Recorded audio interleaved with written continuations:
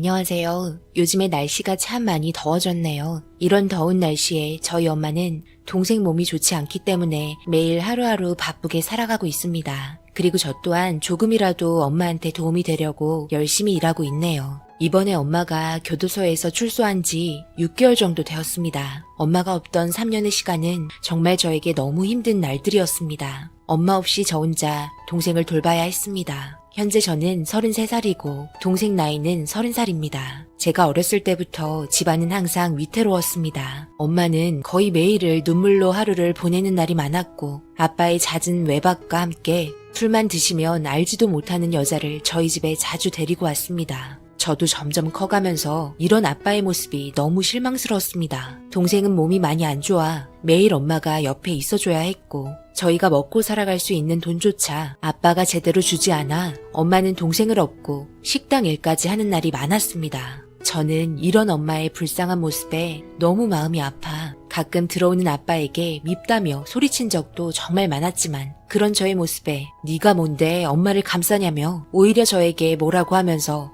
어렸던 제 눈에 눈물을 흘리게 만들었습니다. 저는 아빠에 대한 원망으로 점점 분노하기 시작했고 악착같이 공부하면서 나중에 꼭 엄마와 함께 행복하게 살겠다며 누구보다 열심히 공부했습니다. 하지만 집안 형편으로 인해 제 꿈을 펼치기가 힘들었고 이런 상황 또한 잘 알고 계신 엄마는 저에게 미안하다며 고개를 떨구곤 제 손을 잡고 많은 걸 도와주지 못해서 마음이 아프다며 눈물을 흘리셨습니다. 그렇게 열악한 환경 속에서 포기하지 않고 남들과 치열한 학교 생활을 하면서 대학교까지 들어갈 수 있게 되었습니다. 제가 대학교 입학하는 날 아빠는 저희 집에 찾아왔습니다. 여기에 사인해. 그동안 우리 정말 지긋지긋했잖아. 언제까지 나를 붙잡고 있을 거야? 이제 그만 좀 놔주면 안 돼? 내가 여기에 사인할 것 같아? 우리 아이들 버리고 어디 가려고?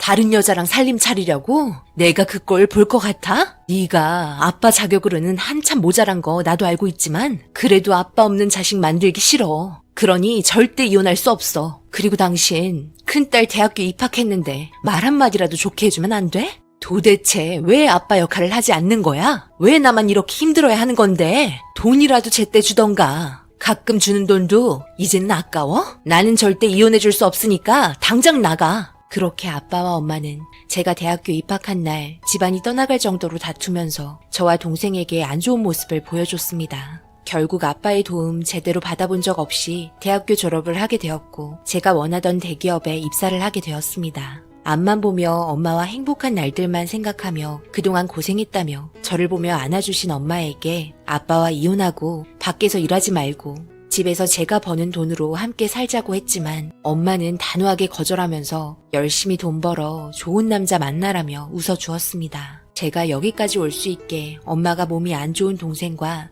저를 키워준 거에 정말 감사했습니다. 제가 대기업에 취직한 게 기분이 좋으셨는지 방에서 몰래 눈물을 훔치고 계신 모습에 마음이 아팠습니다. 그동안 홀로 외로이 살아온 엄마의 뒷모습에서 보이는 어깨의 떨림이 모든 걸 말해주고 있었습니다. 제가 해드릴 수 있는 건 우리 가족 많지는 않아도 돈 걱정하지 않을 수 있게 열심히 일하는 것밖에는 없었습니다. 그렇게 저는 몸이 안 좋은 동생 치료비를 지원해주며 엄마에게 조금이라도 보탬이 되고자 누구보다 열심히 뛰었습니다. 앞만 보며 달려오다 보니 여자 직원들 사이에서 꽤 빠르게 대리까지 올라가게 되었습니다. 그리고 엄마에게 좋은 소식 알려드리려 점심때 엄마에게 전화했고 저녁에 집에서 셋이 모여 삼겹살 파티하자며 웃으면서 통화했는데 퇴근 후 마트에서 삼겹살 사서 집에 도착을 하니 집 앞에 경찰차가 몇 대 와 있었고 무슨 일인지 어리둥절하며 저희 집이라고 생각하지 못한 상태로 계단을 올라갔는데 저희 집 문이 열려 있었고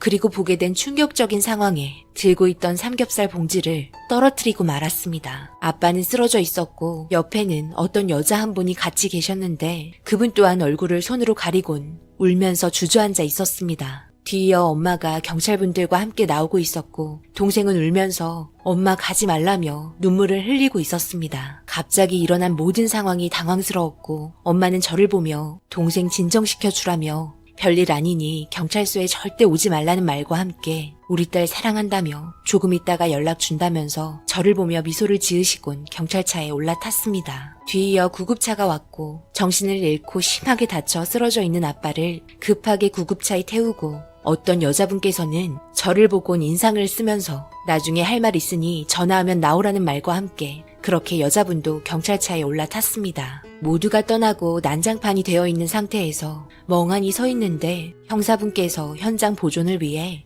집에 들어가면 안 된다면서 잠시 다른 곳에 있으라는 갑작스러운 말에 결국 동생을 데리고 모텔에 들어갔습니다. 모든 상황을 보고 있었던 건지 정신적으로 많이 힘들어 보이는 동생을 계속 눈물 흘리는 거 힘들게 진정시켜주면서 재웠습니다. 동생을 데리고 경찰서를 갈 수도 없는 상황인지라 저 또한 너무 힘든 상태로 안절부절 못하고 있는데 동생 손에 꽉 쥐고 자고 있던 핸드폰이 보이길래 살며시 손에서 빼서 테이블에 올려놨습니다. 저는 의자에 앉아 답답한 마음에 고개를 떨구며 한숨을 쉬고 있는데 갑자기 동생의 버릇이 생각이 나면서 테이블에 올려놨던 핸드폰을 급하게 켰습니다. 그리고 보게 된 영상에 충격을 받고 말았습니다. 저희 동생은 자폐증을 앓고 있어서 항상 핸드폰을 쥐고 있습니다. 절대 손에서 놓지 않고 밥 먹을 때나 잘 때나 항상 가지고 있습니다. 그리고 핸드폰으로 사진을 찍거나 동영상을 찍는 버릇이 있는데 아까의 기록을 모두 동영상으로 찍어두고 있었던 겁니다.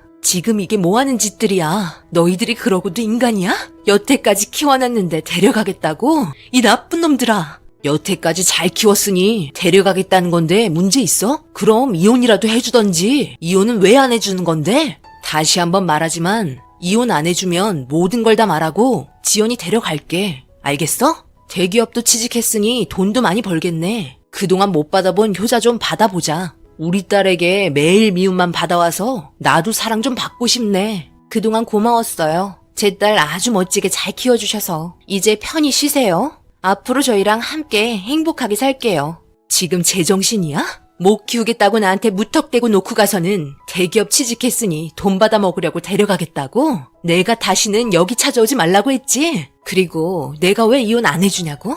여태까지 너희들한테 버림받고 살았는데 이혼까지 해주면 우리 지연이 상처가 얼마나 크겠어. 나는 너랑 이혼 안 하고 싶어 이러고 있는 줄 알아? 이혼? 해줄게. 그래, 네가 원하던 대로 이제는 이혼해줄 테니까 지연이한테 상처 주지 말고 조용히 너희들끼리 나타나지 말고 살아. 아니, 이제는 마음이 바뀌었어. 이혼도 할 거고 지연이도 데려갈 거야. 알겠어? 너에겐 선택권은 없어. 네가 선택할 수 있는 게 아니야. 지연이도 다 컸기 때문에 우리의 결정은 아무런 의미가 없어. 그러니 제발 사라져줘. 이혼해 줄 테니까 그만 좀 상처 주라고.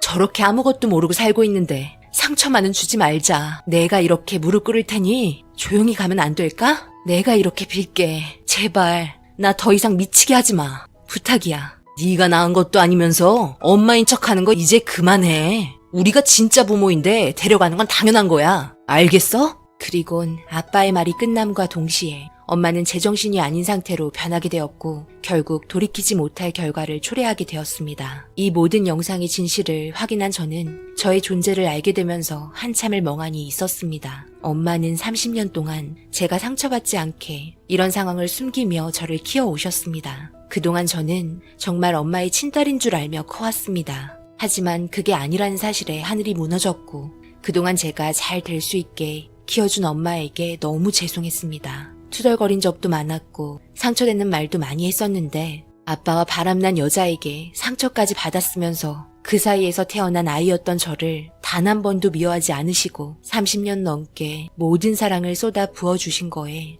정말 가슴이 아팠습니다.